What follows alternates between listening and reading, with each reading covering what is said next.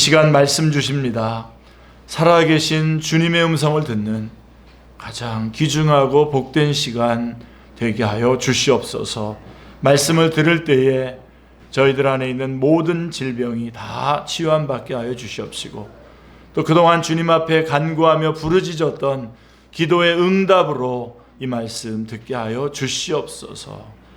성령님 역사해 주셔서 말씀 알게 해주시고, 또 말씀 깨닫게 해주시고, 또 깨달은 말씀 잘 감당하게 해주시고, 이 말씀들을 삶 속에 적용해서 열매 맺어 하나님 앞에 영광 돌리게 하여 주시고, 주님 오시는 날까지 전하고 증거하는 귀중하고 복된 말씀 되게 하여 주시옵소서.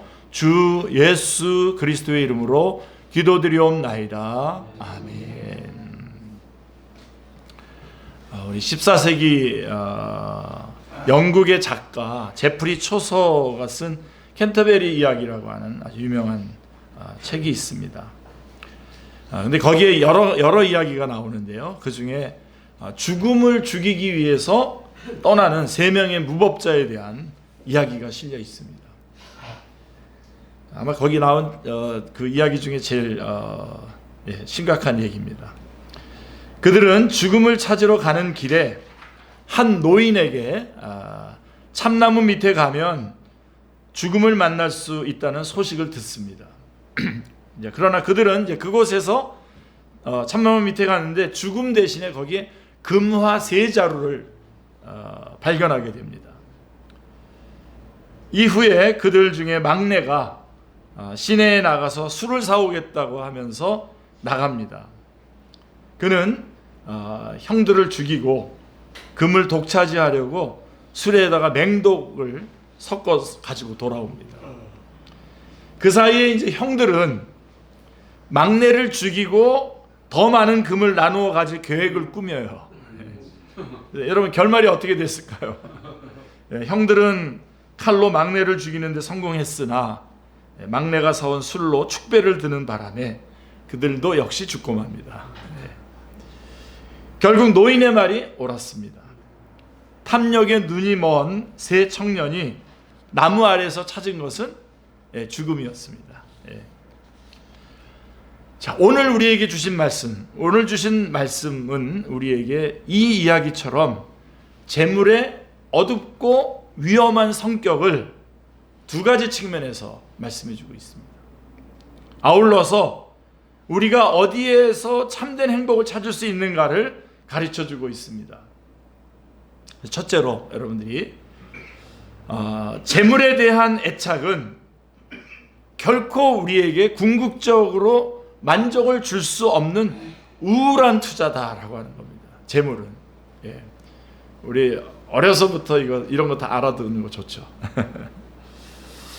자, 5장 8절 앞부분을 여러분들이 좀 보시면, 너는 어느 지방에서든지 빈민을 학대하는 것과 정의와 공의를 짓밟는 것을 볼지라도 그것을 이상하게 여기지 말라라고 말씀하고 있습니다. 전도자는 이 주제를 본격적으로 전달하기 앞서서 먼저 빈민이 학대를 받고 정의와 공의가 짓밟히는 현실을 보고 그것을 이상히 여기지 말라고 합니다. 이상히 여기지 말라고 하는 것은 이런 일들이 있어서는 안 되는 일이긴 하지만 결코 이례적이거나 특이한 것이 아니라는 뜻입니다. 늘상 있는 일이라는 겁니다. 지금 우리 사회도 여러분 역시 곳곳에 갑질과 부정부패가 만연합니다. 땅콩 이게 봉투에다 잘 포장해서 안 왔다고 해가지고 비행기 뒤로 돌리고 그랬죠. 갑질. 그런 거 기억나시나요 혹시? 자, 뿐만 아니라 이런 현실을 아무리 바꾸려고 애를 써도 잘 바뀌지 않습니다. 왜 그렇습니까? 5장 8절 뒷부분에 보시면 높은 자는 더 높은 자가 감찰하고 또 그들보다 더 높은 자들도 있음이로다 이니라 라고 말씀하고 있습니다. 그러니까 그 이유는 부패의 카르텔이 견고하게 형성되어 있기 때문입니다. 여기서 감찰한다라고 하는 말은 잘못을 지적하고 들추어낸다는 말이 아니라 반대로 잘못을 알아도 감싸주고 보호해준다는 말입니다. 말단에서부터 저 꼭대기에 이르기까지 이권을 중심으로 뭉쳐서 서로의 뒤를 봐주고 있으니 도저히 이 부패의 사슬을 끊을 수 없습니다. 이런 일이 일어나는 더 근본적인 원인이 무엇일까요? 5장 10절 말씀에 보시면 은을 사랑하는 자는 은으로 만족하지 못하고 풍요를 사랑하는 자는 소득으로 만족하지 아니하나니 이것도 헛되도다 라고 말씀하고 있습니다. 그러니까 은과 풍요를 사랑하는 마음, 바로 재물에 대한 사람들의 탐욕 때문인 것입니다. 이들이 가난한 자들을 학대하고 정의와 공의를 짓밟으면서까지 자신의 재물을 쌓으려고 하는 것은 단지 그것이 삶에 필요하기 때문만이 아닙니다. 이미 필요는 다 채워졌어요. 이들은 돈을 사랑합니다. 돈을. 재물 그 자체에 집착하기 때문에 필요를 넘어서 무제한으로 더 많은 물질을 소유하고 싶어 합니다. 이것이 자신을 행복하게 만드는 유일한 길이라고 철석같이 믿고 있기 때문입니다. 사랑하는 성도님들, 과연 그럴까요? 정말 그 재물이 그를 행복하게 할까요? 전도자는 그들이 가진 이런 생각이 얼마나 헛된 착각인지 세 가지로 설명해 주고 있습니다. 세 가지로. 자, 재물이 많다고 해서 만족하는 것이 아니라는 겁니다. 예, 이 전도자가 말해 주는 거예요. 여러분, 혹시 여러분이 알고 있는 부자들이 있습니까? 그 부자들 중에 자신이 나는 충분히 벌 만큼 벌었어, 만족해, 이런 사람 혹시 보셨습니까? 부자 중에? 예, 거의 들어본 적이 없죠. 예. 대부분 아직도 부족해서 더 많이 벌어야 한다고 생각합니다. 아, 난 아직도 배고파. 그렇게. 예. 왜 그렇습니까? 예, 전도자는 그 이유를 이렇게 말합니다. 6장에 가보면 6장 7절, 우리가 오늘 읽진 않았는데요, 6장 7절에 보시면 사람의 수고는 다 자기의 입을 위함이나 그 식욕을 채울 수 없느니라. 예. 다 이제 자기 일을 위한 건데 그거 욕심 만족하지 못합니다. 이 말씀대로 인간의 욕망은 끝이 없기 때문에 사람은 아무리 많이 가져도 만족을 모릅니다. 항상 불만족한 상태로 살아갑니다. 그렇기 때문에 행복은 가진 재산과 비례하지 않습니다. 예. 우리 성경에서 말하지 않는데 교회에서 말하는 거짓말이 있어요. 그게 뭐냐면 성경이 행복을 준다고 말한다는 겁니다. 어디에 있습니까, 여러분? 근데 다 그렇게 생각을 하고, 예. 그래서 결국은 그런 게 아니에요. 예. 그래서 재산이 만족을 주지 못하고요. 또 하나 생각해야 될 것은, 전도자가 말하는 것은 재산이 많아지면 동시에 돈을 써야 할 것도 많아진다는 겁니다. 혹시 이런 거 아셨습니까? 혹시 우리 안 해보셔서 잘. 5장 11절을 보시면 재산이 많아지면 먹는 자들도 많아지나니 그 소유주들은 눈으로 보는 것 외에 무엇이 유익하랴. 재산이 많다는 말만 듣는 거지 실제로 너가 뭐가 유익하냐 이겁니다. 재물이 많아지면 새로 고용해야 될 사람들, 곧 부자의 재산을 먹고 사는 사람이 점점 더 늘어납니다. 먼저 재산을 관리해 줄 회계사를 고용해야 됩니다. 또 재산을 노린 범죄로부터 자신을 보호하기 위해서 경호원이 필요하고요. 예. 그 외에도 가정부, 운전기사 다 뽑아봤습니다. 요리사, 정원사, 유모, 가정교사 이런 것도 있어요. 피지컬 트레이너 등등 줄줄이 끝이 없습니다. 뿐만 아니라 우편함에는 돈을 보내달라는 기부금 요청서가 매일 가득 차 있고, 세무서에서는 눈이 휘둥그레하게 만드는 세금 고지서를 보내옵니다. 소유주들은 자기가 쌓은 재물이 이렇게 여기저기 다 빠져나가는 것을 지켜보는 수밖에 다른 길이 없습니다. 이때 마음이 얼마나 씁쓸하겠습니까? 그래서 만족이 없고요. 또 쓸 일이 많아지고요. 그 다음에 부자는 가진 것 때문에 잠을 자지 못해요. 잠을 잘 자지 못한다는 겁니다. 혹시 이래서 잠 못 자는 분 우리 교회에 있으십니까? 5장 12절에 보시면요, 노동자는 먹는 것이 많든지 적든지 잠을 달게 자거니와 부자는 그 부요함 때문에 자지 못하느니라, 이렇게 말씀하고 있어요. 누가 진짜 행복한 겁니까? 부자가 고용한 노동자는 낮에 육체 노동을 하느라고 피곤해서 밤에 빨리 잠이 듭니다. 가진 것이 없으니 잠을 푹 잘 수 있습니다. 반면에 그를 고용한 부자는 매일 잠 못 드는 밤을 보냅니다. 왜 그렇습니까? 생각이 너무나 많기 때문에 그래요. 부자는요, 사업이 잘 되잖아요. 다음 투자를 어디에 해야지? 그래가지고 잠을 못 잡니다. 그러다가 또 사업이 잘 안 되면 어떡하죠? 이거 망할까봐 걱정이 돼서 잠을 못 잡니다. 성경은 부 자체를 정죄하지 않습니다. 결코 정죄하지 않습니다. 부 자체를. 여러분, 믿음의 조상인 아브라함, 이삭, 야곱이 다 부자였습니다. 물론 이건 오늘날은 영적으로 해석을 해야 되겠습니다만은 다 부자였어요. 부가 가져다주는 이점과 유익이 분명히 존재합니다. 그러나 돈과 풍요를 사랑하지는 말라고 합니다. 그러니까 성경이 부에 대해서 정죄하지 않지만 그 돈과 풍요를 사랑하지 말라고 합니다. 왜냐하면 돈에 대한 사랑은 돈에 대한 집착을 낳게 되고, 돈에 대한 집착은 지금까지 전도자가 말한 것처럼 우리 삶을 우울하고 불행하게 만들 것이기 때문입니다. 사도 바울 역시 우리에게 다음과 같은 아주 매섭게 경고하고 있죠.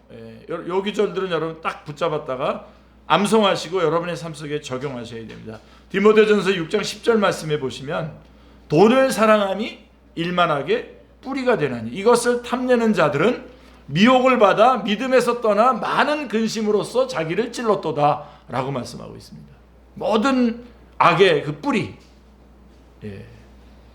근심의 그 공격 포인트입니다. 자, 그래서 우울한 투자이고요, 재물에 대한 애착은 우울한 투자이고, 또 두 번째로 우리가 생각할 것은 이 재물에 대한 애착은 사실상 해를 끼치는 해로운 투자입니다.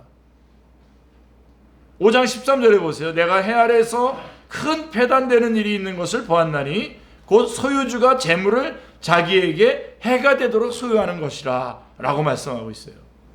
전도자는 해 아래에서 큰 패단이 되는 것을 보았다고 말합니다. 도대체 어떤 패단을 보았길래 이런 말을 하는 것일까요? 자, 그것은 바로 소유주가 재물을 자기에게 해가 되도록 소유하는 것입니다. 자, 우리가 재물을 소유하고자 하는 것은 자신의 인생에 그것이 유익이 될 것이라고 믿기 때문이지 않습니까? 유익해야 되지 않습니까? 더 많이 가지면 가질수록 더 큰 유익이 될 것이라고 기대합니다. 그러나 전도자는 소유한 많은 재산이 오히려 인생에게 해가 되는 일들이 벌어지는 것을 보았습니다. 그래서 그는 다음과 같이 세 가지 패단을 봤어요. 5장 14절에 보시면요, 이 첫 번째 패단은 부자가 갑자기 재난을 당해서 망하는 것을 봤어요. 그래서 5장 14절에 보시면 그 재물이 재난을 당할 때에 없어지나니 비록 아들은 낳았으나 그 손에 아무것도 없느니라, 라고 말씀하고 있습니다. 실제로 있었던 일인데요, 어떤 부자가 있었습니다. 그는 젊은 시절에 다니던 직장을 그만둔 후에 받은 퇴직금하고 싼 이자로 받은 대출금을 자본으로 이리저리 열심히 부동산을 굴려서 큰 재산을 모았습니다. 지금은 이렇게 하지 못하도록 여러 가지 규제들이 있습니다만, 그렇게 했는데 소유한 집이 수십 채가 넘었고 한 달에 벌어들이는 월세만 해도 장난이 아니었습니다. 그가 이렇게 열심히 재산을 모은 목적은 단 하나, 자신의 아들, 하나밖에 없는 아들에게 다 물려주기 위해서였습니다. 아들은 건물주의 아들로서 모든 사람의 부러움을 샀습니다. 그러나 어느 날 갑자기 발생한 글로벌 경기 침체와 함께 부동산 시장의 거품이 푹 꺼지고 말았습니다. 집값은 폭락을 거듭했고 도저히 대출금을 갚을 수 없는 지경에까지 이르게 되었습니다. 결국 그는 하루아침에 빈털터리가 되어서 거리에 나앉게 되었습니다. 아들에게 물려줄 것이 아무것도 없었습니다. 결국 그는 예전에 자기가 소유했던 건물 옥상에서 뛰어내려 인생을 마감하고 말았습니다.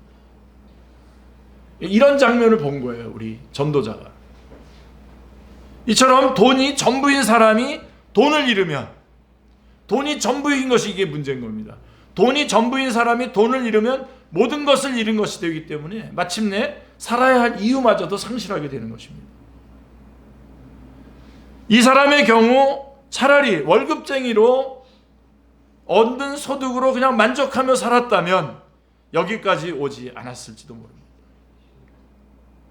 그러나 큰 부자가 되겠다고 욕심을 내고 실제로 크게 성공한 것이 도리어 그에게 해가 되고 말았습니다. 해로운 투자가 된 겁니다. 그리고 두 번째 패단은 이런 겁니다.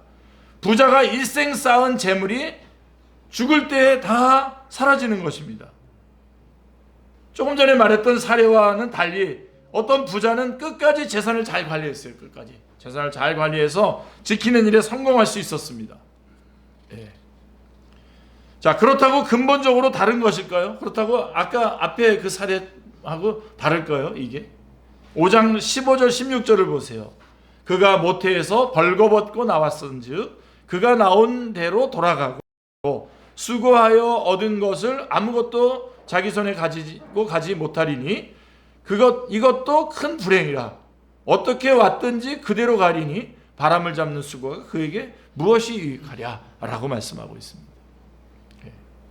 전도자는 아무리 부자라 할지라도 이 세상에 빈손으로 온 것처럼 이 세상을 떠날 때에 빈손으로 갈 수밖에 없다고 말하고 있는 것입니다.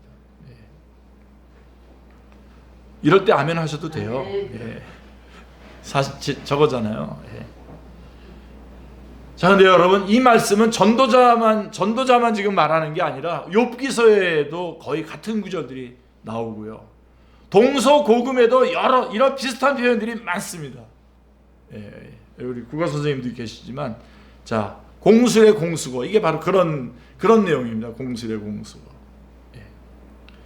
우리 모두 역시 이런 사실을 다 알고 있습니다. 그렇다면 돈의 유익이 무엇입니까? 부자가 죽어서 아무것도 가져갈 수 없다면 왜 그렇게 부자가 되지 못해 안달할 필요가 있겠습니까? 오히려 가진 것이 많은 사람은 이 많은 것을 두고 가야 하는 것 때문에 너무 억울해서 죽을 때도 편히 죽지 못하지 않을까요? 성경에서 여러분 하나님과 라이벌이 될 만큼 하나의 신이 있어요. 그게 뭐죠? 네, 맘몬입니다. 그렇죠? 돈, 재물입니다. 재물의 신, 맘몬이라고 하죠. 우리 산상수훈의 그 중간 부분에 이제 염려하지 말라고 하는 말이 나오기 직전에 너희 그 보물을 하늘에 쌓으라고 하면서 돈과 하나님과 돈을 겸하여 섬길 수 없다라고 이렇게 말하고 있습니다.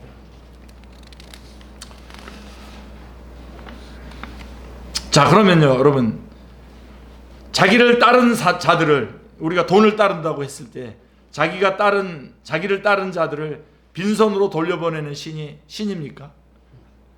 신으로 자격이 있을까요? 뭐 우리 성도님들은 이미 눈치채셨을 것 같은데요.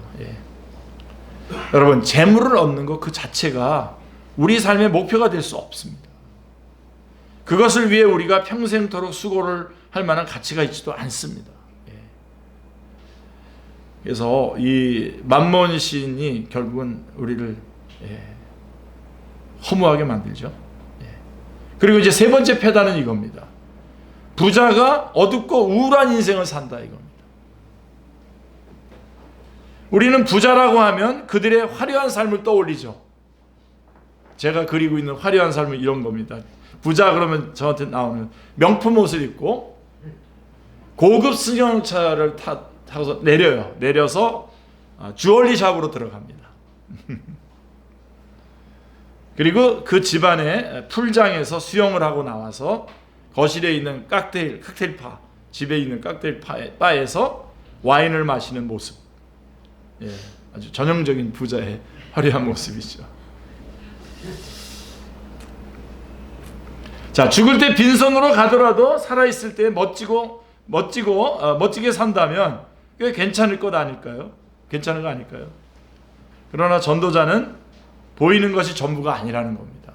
예, 이런 모습이 보이지만 우리에게 다음과 같이 말해줍니다. 5장 17절에 보시면 일평생을 어두운 데에서 먹으며 많은 근심과 질병과 분노가 그에게 있느니라 라고 말씀하고 있습니다. 예, 꼭 붙잡으십시오, 여러분. 전기료를 못 내서 단전이 된 것이 아닐 텐데 부유한 사람이 왜 어두운 데서 먹을까요? 여기서 어두운 데서 먹는다는 것은 가족이나 친구가 없이 혼자 먹는 모습을 표현한 것입니다. 예, 혼밥. 가끔 영화나 드라마에 나오는 엄청나게 큰 식탁 저 끝에 홀로 앉아서 스테이크를 썰고 있는 부자의 모습 연상이 됩니까? 제가 어느 드라마에서 봤더라. 예. 자, 왜 재산이 많은 사람은 이렇게 고독해지는 경우가 많을까요? 왜 그럴까요? 예. 여러분 잘 모르시죠? 많이 안 가져봤어요. 예, 주위에 자기의 돈만 보고 접근하는 사람들로부터 크고 작은 상처를 받기 때문에 그렇습니다. 예, 상처를 입었고 그 결과 아무도 믿을 수 없게 되었기 때문입니다. 식탁 위에 등불이 아무리 밝아도 외로운 그의 마음은 어두울 수밖에 없습니다. 이미 앞에서 본 바와 같이 또 부자는 생각이 많고 근심과 걱정이 많을 수밖에 없습니다. 스트레스를 받게 되고 스트레스 때문에 신경성 위염, 불면증, 편두통과 같은 질병에 계속해서 시달리게 됩니다. 또 부자의 특징은 분노가 많다는 것입니다. 세금을 왕창 떼간다며 정부에 화를 내고 월급만 축내고 성과를 못 낸다는 직원들에게 화를 냅니다. 이처럼 많이 가진 사람은 많은 근심과 질병과 분노를 달고 삽니다. 평안함이 그에게 없습니다. 우리는 가난이 불행한 삶의 주된 원인이라고 알고 있습니다. 맞는 말입니다. 가난하면 친구가 떨어져 나가고 외롭고 고독하게 될 가능성이 높습니다. 가난하면 걱정 근심이 많아지고 질병에 쉽게 걸리고 좌절 때문에 분노할 일도 많아집니다. 지독한 가난은 한 사람의 인생을 어둡고 우울하게 만듭니다. 그런데 우리가 알아야 할 것은 너무 많은 것을 소유하는 것 역시 이에 못지않게 불행의 원인이 될 수 있다는 사실입니다. 전도자가 말한 대로 부유함 또한 삶을 고독하게 만들고 많은 근심과 질병과 분노를 달고 다니게 만들 수 있습니다. 물질에 대한 지나친 욕심은 가난 못지않게 한 사람의 인생을 어둡고 우울하게 만듭니다. 예. 자, 여기까지가 재물에 대한 한쪽의 측면입니다. 한쪽 측면. 지금부터가 또 다른 측면입니다. 그리고 우리가 붙잡아야 될 부분입니다. 자, 그래서 셋째로 우리가 첫째 우울한 투자고 이거는 불행한 투자인데 다시 생각해 보면 자, 하나님이 주신 선물을 누림으로써 하나님을 신뢰하는 현명한 투자를 우리는 해야 됩니다. 네. 그래서 재물과 소유에 집착하다가 결국 비극으로 끝나는 삶만 있는 게 아닙니다. 예. 거기까지만 얘기하고 거기까지만 전도서가 얘기했다면 우리에게 무슨 유익이 있겠습니까? 소유에 집착하다가 결국 비극으로 끝나는 삶만 있는 것이 아니다 라고 전도서는 말해주고 있습니다. 전도자는 우리에게 다음과 같이 대안을 제시합니다. 5장 18절이 대안인데요. 사람이 하나님께서 그에게 주신 바 그 일평생에 먹고 마시며 해 아래에서 하는 모든 수고 중에서 낙을 보는 것이 선하고 아름다움을 내가 보았나니 그것이 그의 몫이로다. 아멘. 그러니까 전도자는 우리에게 먹고 마시며 이를 통해 낙을 누릴 것을 권고하고 있습니다. 예. 그래서 여러분 이 재물에 관한 부분 다 정말 무장해제 하시고요. 이 먹고 마시고 일을 하는 것을 통해서 낙을 누리시기를 바랍니다. 아멘. 어떻게 합니까? 이 권고는 우리에게 낯설지 않죠. 우리 전도서 지금 쭉 다 해왔는데요. 여기까지 왔는데 전도서에서 벌써 4번째나 언급을 하고 있는 말씀입니다. 근데 특별히 오늘의 권고는 다음과 같은 질문과 함께 생각해 보자고 합니다. 전도자가. 자, 음식과 음료와 수고에서 즐거움을 찾는 것이 꼭 부자가 돼야 가능합니까? 아니요. 부자가 아니라도 얼마든지 가능하다는 겁니다. 그래서 그 질문을 가지고 한번 들어가 보자는 겁니다. 꼭 건물주가 되어야 누릴 수 있는 것들입니까? 그렇지 않죠. 예. 부자가 아니어도 돈이 많지 않아도 얼마든지 누릴 수 있는 것들입니다. 먹고 마시고 일하는 것. 아멘. 하나님이 이건 선물로 주셨고 이건 우리의 몫이고 우리의 낙, 우리가 누려야 될 낙입니다. 아멘. 전도자는 지극히 평범하고 일상적인 것에서 선하고 아름다운 것을 보았다고 우리에게 외치고 있습니다. 5장 19절에 보십시오. 또한 어떤 사람에게든지 하나님이 재물과 부여를 그에게 주사 능히 누리게 하시며 제 몫을 받아 수고함으로 즐거워하게 하신 것은 하나님의 선물이라. 아멘.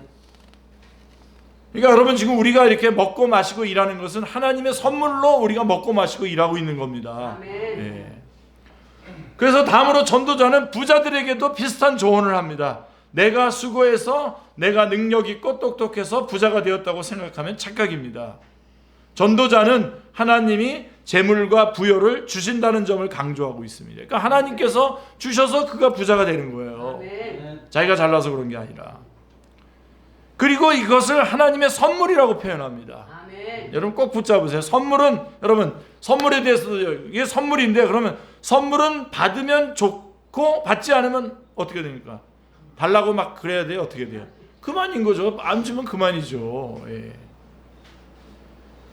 마찬가지로 하나님이 재물과 부여를 주시면 주시는 대로 감사하게 받으면 되고 아멘. 안 주시면 이미 내게 주신 몫으로 즐거워하며 살면 그만인 것입니다. 예. 뻥치는 교회들이 많아요.